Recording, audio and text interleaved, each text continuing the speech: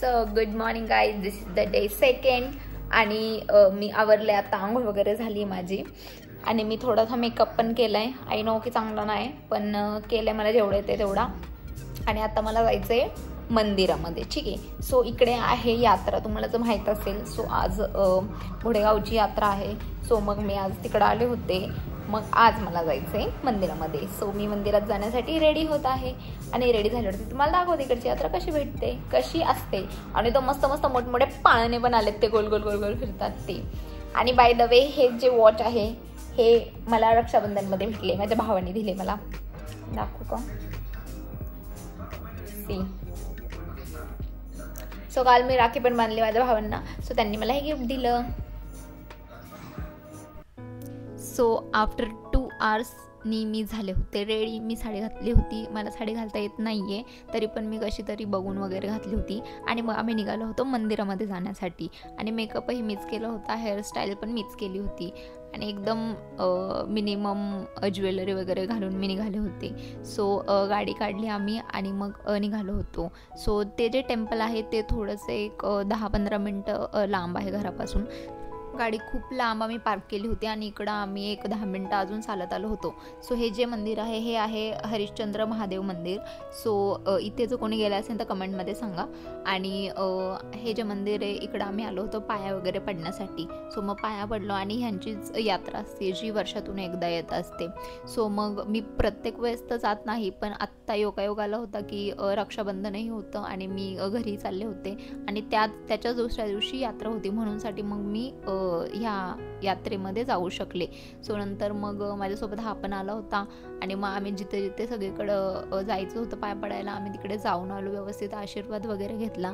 आणि तिथे खूप जास्त सुंदर ते मंदिर होतं आणि खूप प्रसन्न वगैरे वाटत होतं. सो मग पूजा वगैरे करून झाल्यावरती ते मंदिर मी म्हणजे खूप 1-2-3 वर्षांपूर्वी मी पाहिलं होतं. सो मग मी अगेन ते मंदिर व्यवस्थित पाहत होते. आणि थोडंसं माझं म्हणजे मला साडी सांभाळता येत नाही, म्हणूनसाठी मी जास्त वेळा घालत नाही, पण मी घातली होती. सो मला तरी पण ती सांभाळता येत नव्हते, असं वाटत होतं की काढून टाकावी. पण मग अजूनही थोडंसं दर्शन बाकी होतं, त्याला एक प्रदक्षिणा मारायची होती. सो मग त्या टेम्पलला एक प्रदक्षिणा मारण्यासाठी आम्ही निघालो होतो. आणि उलटी प्रदक्षिणा मारायची नव्हती. सो आम्ही रॉंग साईडने चाललो होतो, तर त्यांनी आम्हाला सांगितलं की उलट्या साईडनी मारायची नसते बोलून. सो ते आम्हाला माहीत होतं, आम्ही मारत नव्हतो, पण मी तिकडं फोटोज काढायला चालले होते. सो मग तिकडं आम्ही गेलो, सगळीकडे पाया वगैरे पडलो. आणि नंतर मला खूप जास्तच म्हणजे इरिटेट व्हायला लागलं साडीमुळं. आणि ऊनही होतं खूप. सो मला खूप असं तापत होतं ते बॅक साईडनी. त्याच्यानंतर तिथे सगळेच एवढं मस्त मंदिर सजवलं वगैरे होतं. सो सगळे तिथं फोटोज व्हिडिओ वगैरे काढत होते. सो या काकींना सुद्धा फोटोज काढायचे होते. सो मग त्यांनी मला सांगितलं, मी त्यांचे फोटोज वगैरे घेतले होते आणि हा माझा व्हिडिओ काढत बसलेला. सो हे जे टेम्पल आहे हे तुम्हाला भीमाशंकरला, जेव्हा जे आपलं ज्योतिर्लिंग आहे पुण्यामध्ये, सो भीमाशंकरला जाताना तुम्हाला हे टेम्पल लागेल. आणि हे जे रोडला टच होऊनच आहे राईट साईडला. सो तिथं जर तुम्ही कधी जाणार असाल भीमाशंकरला, सो तिथेही तुम्ही जाऊ शकता ह्या मंदिरामध्ये. सो नंतर मग थोडंसं आम्ही एक्सप्लोअर केलं मंदिर आणि तिथे छान छान फोटोज वगैरे काढले. आणि तिथे वरती खूप छान असं वाटत होतं की कुठेतरी गडावरती आलो आहे बॅक साईडचं व्ह्यू बघितल्यानंतर. आणि हा आहे पूर्ण मंदिराचा व्ह्यू. मंदिर एकदम मस्त म्हणजे सजवलं वगैरे होतं, त्याला लाईटिंग पण केली होती.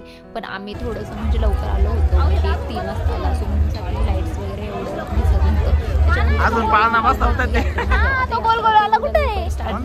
सो मला माहिती आहे यात्रेमध्ये पाळणे वगैरे असतात, सगळं असतं. सो ते स्टार्टच झालं नव्हतं, तो जो आकाश पाळणा असतो. मग मी बोललं की मी ह्याच्यामध्ये कधी बसले नाही, ब्रेक डान्स असं काहीतरी बोलतात.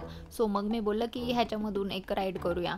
आणि एवढी जास्त गर्दी नव्हती, बिकॉज मला अगेन पुण्याला निघायचं होतं एक 5-6 वाजेपर्यंत, म्हणूनसाठी मी लवकर आले होते. सो मग मी साडीमध्येच बोललं की आता मी एक राऊंड मारून येते त्या राईड, चेंज करून सांगितलं. सो मज्जा तर खूप आली त्या राईडमध्ये बसण्याच्या आधी. मला भीती वाटत नव्हती, बिकॉज चांगलं वाटत होतं. पण जेव्हा ती राईड झाली त्याच्यानंतर मला पूर्ण असं ओमेटिंगसारखं व्हायला लागलं. आणि खाल्लं तर नव्हतं मी काय, कारण की माझा फास्ट होता.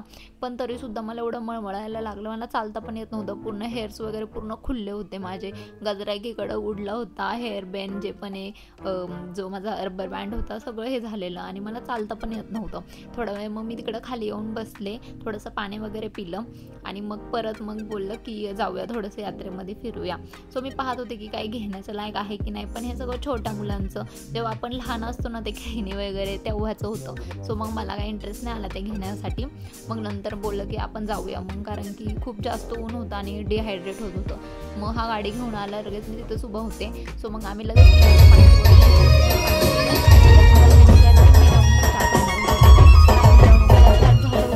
पण ते अजूनही पुढं होणार होती, की तुम्ही बघू शकताय की सगळे जे गावातले आहेत ते मिरवणूक घेऊन पुढे पुढे चाललेत. म्हणजे ही जी मिरवणूक आहे ही परत त्याच मंदिरामध्ये जाणार होती.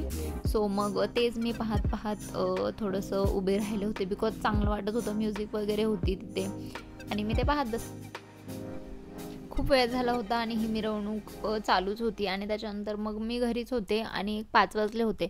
सो 5 वाजल्यानंतर मग आम्ही बोललो की अगेन एकदा जाऊन येऊया, कारण की आकाशपाळी वगैरे स्टार्ट झाला असेल. सो मग आम्ही आलो आणि तो चालू झाला होता. आणि हे बारीक मुलांचे थोडेसे गेम्स वगैरे होते. मला डुडूला घेऊन यायचं होतं, पण तो घरी गेला होता. सो मग मी त्याला घेऊन नाही येऊ शकले.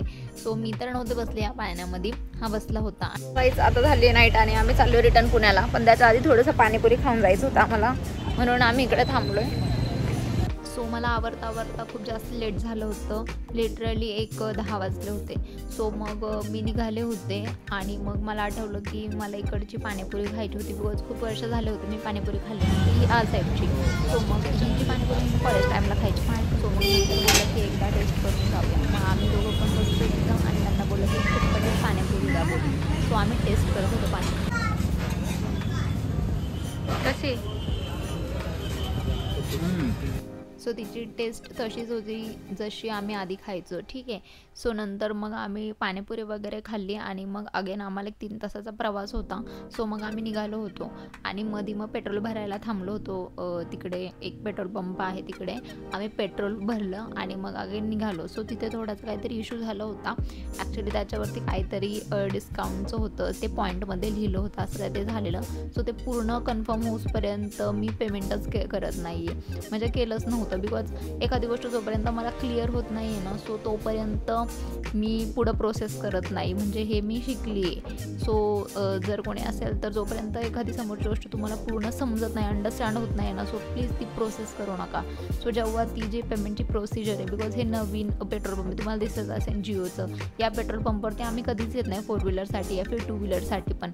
सो मग इथं आम्ही फर्स्ट टाईम आलेलो, तर त्यांचं जे पण होतं डिस्काउंटचं ते मला समजत नव्हतं. सो फायनली मला ते अंडरस्टँड झालं आणि त्याच्यानंतर मग मी ते पेमेंट सक्सेसफुल केलं होतं. मग त्याच्यानंतर आम्ही निघालो आणि मस्त आम्ही गाणी वगैरे ऐकत ऐकत चाललेलो. पाऊस येत होता बाहेर खूप, म्हणजे आम्ही पुण्यामध्ये एंटर केलं होतं 1-2 तासांनी आणि त्याच्यानंतर खूप जास्त पाऊस येत होता. मस्त आम्ही सायलेंट गाणी लावली होती आणि मस्त एन्जॉय करत करत आम्ही बाय रोड चाललो होतो. सो मग नंतर आम्हाला थोडीशी भूक लागली. सो मग बोललं की थोडीशी दाल खिचडी खाऊया. मग आम्ही आलो आणि मस्त थंडी, म्हणजे पाऊस पडत होता ना, सो मग बोललं आधी सूप पिऊया त्याच्यानंतर जेवूया. सो मग आम्ही थोडंसं मस्त सूप वगैरे घेतलं होतं, सूप पिलं आणि सूप पण एकदम थंडीमध्ये खूप जास्त टेस्टी वगैरे लागतं. सो मग ह्याने पण सूप पिलं, मी पण सूप पिलं आणि त्याच्यानंतर आम्ही थोडंसं दाल खिचडी खाल्ली आणि अगेन मग आम्हाला अजून 1 तासाचा प्रवास होता. सो मग आम्ही निघणार होतो. So guys, thanks for watching आणि माझा ब्लॉग तुम्हाला कसं वाटलं मला नक्की सांगा. लाईक, शेअर आणि कमेंट करायला विसरू नका आणि सबस्क्राईब करा, ठीक आहे. आणि अजून एक गोष्ट, हॉटेलमधलं पाणी मी पित नाही. सो मी माझी जी बॉटल आहे ती 2 लिटरची मी प्रत्येक जागी घेऊन फिरत असते. So thanks for watching, bye bye.